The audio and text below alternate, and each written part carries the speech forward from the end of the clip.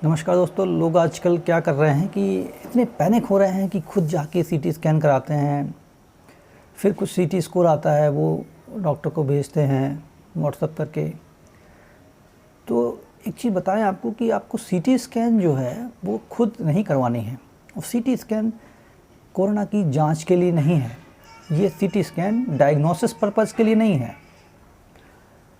वो क्या रहा है कि कई कई जगह पे आरटीपीसीआर की इतनी लंबी लाइन है या इतनी भीड़ है वहाँ पे कि लोग डर रहे हैं वहाँ जाने से, तो सीटी स्कैन कराने जाते हैं, वहाँ भी भीड़ है। तो सीटी स्कैन को डायग्नोसिस पर्पज़ के लिए नहीं यूज़ करना चाहिए। इसको ट्रीटमेंट ट्रीटमेंट स्ट्रैटजी और मॉनिटरिंग के लिए डॉक्टर की सलाह में, वो भी आईसीयू या क्रिटिकल केयर के सेटअप में डॉक्टर्स को करवाना चाहिए। और उस समय अगर उनको कोई डायग्नोस्टिक डिफ़िकल्टीज़ है या कोई उनको एसोसिएटेड कोई कॉम्प्लिकेशंस लग रहे हैं कोविड-19 के अलावा लंग्स में, तब वो सीटी स्कैन कराते हैं। सीटी स्कैन किसी भी आम व्यक्ति को बार बार करवाने से बाद की उम्र में, जैसे 20 साल बाद, कैंसर का भी खतरा होता है। जैसा कि अभी एम्स के डायरेक्टर डॉक्टर गुलेरिया ने कहा भी है कि सीटी स्कैन की तुलना में जो एक्सरे होता है वो ज़्यादा अच्छी जांच है इनिशियल स्टेज में, क्योंकि एक्सरे में रेडिएशन का खतरा सीटी स्कैन से कम होता है और एक सीटी स्कैन 300 से 400 एक्सरे के बराबर होती है, जैसा कि डॉक्टर गुलेरिया ने कहा है। तो ये हमारी जो महामारी है, ऐसा ना हो कि 20 साल बाद कोई दूसरी महामारी इसके कारण पैदा हो जाए। तो सीटी स्कैन की जांच डॉक्टर की सलाह से कराएं, और वो भी मॉडरेट टू सीवियर केसेस में होनी चाहिए। वो भी आईसीयू सेटअप में, क्रिटिकल केयर सेटअप में, जहाँ पे डायग्नोस्टिक डिफ़िकल्टीज़ हैं, डॉक्टर्स को मॉनिटरिंग करनी है। उस लेवल पे उन लोगों का एक्सपीरियंस है, उन डॉक्टर्स का एक्सपीरियंस है जो उसमें सीटी स्कैन कराने के बाद इलाज में जो बदलाव है या जो उनकी जो ट्रीटमेंट स्ट्रेटजी है वो बदलने में सक्षम है।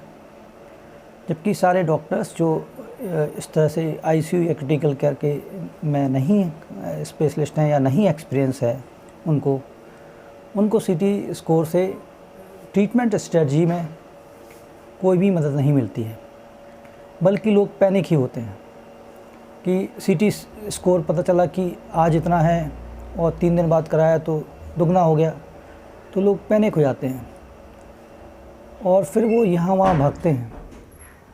जब कोई सीटी स्कैन कराने जाता है तो मान लीजिए कि वो पॉजिटिव है, तो वो 4 लोगों को और ख़तरे में डालता है, और मान लीजिए वो नेगेटिव है तो 4 लोगों से उसको खतरा होता है।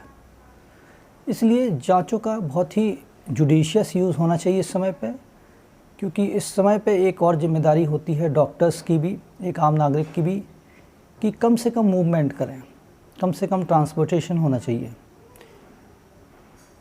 ह्यूमन ट्रांसपोर्टेशन भी कम होना चाहिए, इसीलिए लॉकडाउन रखा गया है।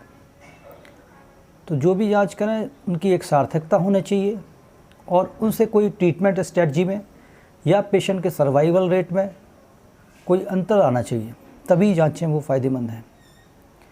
बहुत सारे जो पेशेंट्स हैं और बहुत सारे जो डॉक्टर्स हैं अपने क्लिनिकल जजमेंट को यूज़ करें, और इसमें जो सबसे बड़ा डिटर्मिनेंट है इसमें वो ये है कि ऑक्सीजन लेवल जो है लोग चेक करते रहें, और वही सबसे बड़ा क्राइटेरिया है। इसमें किसी भी कंडीशन को ये देखने के लिए कि आगे चलकर पेशेंट और डिटीरियरेट तो नहीं हो जाएगा। हर एक मरीज़ की सिर्फ एक ही डर है, हर एक मरीज़ के अंदर, कि कहीं ऐसा ना हो कि 3 दिन बाद ऐसा हो जाए, 4 दिन बाद ऐसा हो जाए। तो इसके लिए और भी इन्वेस्टिगेशंस होते हैं, बहुत सारी इन्वेस्टिगेशन हैं जो डॉक्टर्स को पता है, और वो ज़्यादा इफ़ेक्टिव हैं, ज़्यादा कारगर हैं, कि वो ये बता सकते हैं कि आने वाले समय में आपका जो बॉडी है इस तरह से रिएक्ट करेगा, और इसके जो संभावित खतरे हैं उनको वो असेस कर सकते हैं। लेकिन एक आम आदमी को क्या करना चाहिए कि एक आम आदमी को 6 मिनट वॉक टेस्ट करें, ऑक्सीजन लेवल चेक करे, जो ब्रीथ होल्डिंग एक्सरसाइज है वो करे, ब्रीथ होल्डिंग टाइम को जज करे। अगर 20-25 सेकंड से ज़्यादा है तो सब कुछ सही है, और अगर सांस लेने में तकलीफ़ नहीं हो रही है, बड़ी आराम से खा पी रहे हैं, तो ज़्यादा चिंता की या ज़्यादा परेशानी करने की ज़रूरत नहीं है।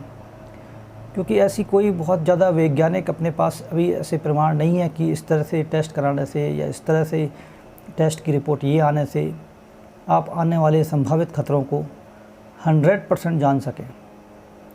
इस नए वायरस के साथ सारे लोग अभी नया अनुभव, डॉक्टर्स भी नया अनुभव ले रहे हैं, क्योंकि ये थोड़ा अलग तो है। इसकी जो पैथोफिजियोलॉजी है, जो इसकी जो डिसीज़ की ऑनगोइंग प्रोसेस है बॉडी के अंदर, वो अलग है। Thank you.